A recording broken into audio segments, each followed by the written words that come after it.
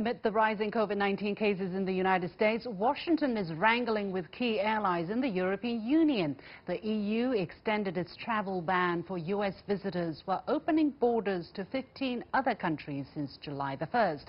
Early in March, U.S. President Donald Trump announced a travel ban on 26 European countries after the pandemic struck Europe. On the trade front, the U.S. last week threatened to impose new tariffs on $3 billion worth of European imports in retaliation for Brussels' subsidies for plane maker Airbus. Can the EU justify barring American visitors amid the U.S.'s failure to handle COVID-19? Where will the U.S.-EU relationship go? Joining us from Memphis, the U.S. is Professor Josef Mahoney from East China Normal University, and via Skype in Brussels, Fraser Cameron, Director at the EU-Asia Center. Gentlemen, welcome to The Point. So, the EU endorsed a list of 15 travel partners, as I said, excluding the U.S. when the bloc opens its external borders on July the 1st. While early in March, the U.S. imposed a travel ban to 26 European countries due to the pandemic. There you see on the screen two lines indicating the very different trajectory of COVID-19 cases on the two continents. So, Mr. Cameron, can the European Union justify its policy on the ground that it's based on epidemiological criteria? Absolutely. I mean, the criteria was purely on these grounds alone, and they were conveyed to the United States in the course of the last few days, unlike the decision of President Trump in March when he introduced the ban on Europeans traveling to the U.S. without consulting anybody. Mr. Mahoney, it seems that makes a lot of sense given the numbers in the United States, right? 2.6 million in total. The latest single-day new cases, 48,000 on June the 30th, and the number of deaths, 1,200. The first time to go above 1,000 since June the 10th. So why is the Trump administration upset about it? Well, I think that in the context of the Europe not opening to the United States, I think the first thing we have to remember is that although Europeans were angry with Trump closing to Europe in March, in fact, most of the evidence suggests that he closed too late. That most of the spread that came to the United States didn't come from China, but came from Europe. So I think that that's the first issue. The second is, it's given the way Europe works, given the fact that there are some countries in Europe and the EU that are friendly towards the Trump administration, given this significant cost that this is going to have on economies like Greece and Italy and Spain that are already problematic for EU in terms of the overall economic situation. That this could only be really justified by epidemiological measures. However, there is nevertheless, I think, a politicized aspect to this, and I would say it's twofold. The first is, I suspect that the White House announced these proposed new tariffs in anticipation of the EU ban, and secondly, I suspect that EU should have, EU has said that China can come to EU if they reciprocate by opening to the EU. But we know that in certain countries in the EU, the control is not good, so this is unlikely to happen. But this doesn't mean that the EU shouldn't be opening to China. So I almost suspect that the EU has, for political reasons, put this reciprocal thing in place, in part to soften the blow to the U.S. by banning the U.S. Well, Mr. Cameron, what's your reaction? A lot of points there, I know, but for instance, that the European visitors was barred too late, not too fast by the Trump administration. Do you agree with that?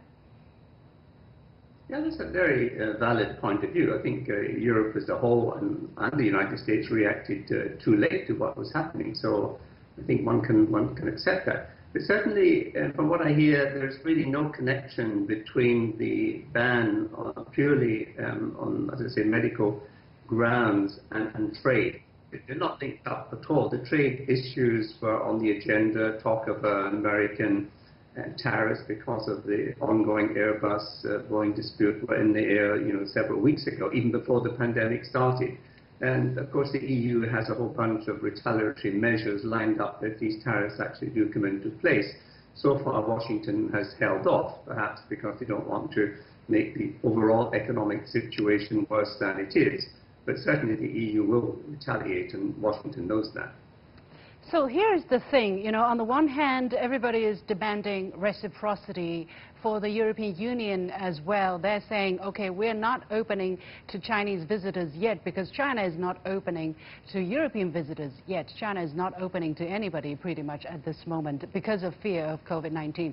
So on the one hand, it does make some sense, you know, we need to be reciprocal. But on the other hand, the situation of COVID-19 in China is much better than anywhere else in the world, I would say, given the size of the country. And compared to Europe, although Europe is doing better in general, the situation is not as under control as it is to be exact. So, Mr. Cameron, how do you look at the balance between reciprocity and the different levels of effectiveness in their COVID-19 response, enabling, or forcing countries to take their visitor policy on a flexible level, let's say? Well, I think flexibility and pragmatism should be the guiding principles here. For example, there are lots of European and indeed Chinese citizens in Europe who cannot go back to China at the moment to actually re-engage in their business operations. This affects thousands of SMEs. And so I think, you know, there is a good case for allowing certain categories to go on chartered flights or regular flights back to China before you actually think about tourism as such. I think that can come at a later stage. But if we want to get the global economic recovery going, we have to get the trade working, and that means that companies have to have their personnel in place in order to get supply chains moving and the whole economy and world trade moving. Well, how about then allowing the United States to be also on the list of potential visitor source, you know, because European visitors are also very important for the American visitors are very important for European economies. Mr. Cameron. But they're only excluded at the present time. I mean, this will be reviewed in a couple of weeks' time, so it's an ongoing process. But nobody can hide the fact that there's been an alarming outbreak, particularly in the southern states of the U.S. And politically, it would be impossible for any European leaders to simply say, well, let's open the doors to United States tourists coming to Europe. That's politically impossible to do. Professor Mahoney, how do you look at the reaction from the United States? I mean, as I said, the U.S. government, for instance, last Thursday, Mike Pompeo was kind of expecting U.S. visitors to be allowed back to Europe, and yet what came out of this decision was clearly not what he was expecting. But clearly, do they not understand the situation in the United States when it comes to COVID-19 and understand the kind of decision that Europe would be making? You know, I think it's I think this situation is in some ways a lot simpler than it appears, but also a lot more complicated than it appears. So let me go back. I agree with my colleague in Brussels that these potential tariffs have long been coming in one form or another because of the tremendous ruling that benefited the Trump administration of the WTO late last year. And so this was likely to happen, and it was coming sooner or later. But again, I think the timing, I really don't trust Mike Pompeo on a lot of points, but I suspect that the timing of these tariffs it came before. I think they knew the ban was coming. Any sensible person knew that the United States would not be let into Europe. But I think that so I think that announcing this ban now is part of an effort to try to get ahead of that. At the same time, right, the tariffs the proposed tariffs are only half of what the WTO authorized. So I think it's kind of a very modest thing, and I think it's also kind of funny or strange how it's targeting the agrarian sector, things like olives, for example. In other words, these parts of the European economy, yeah.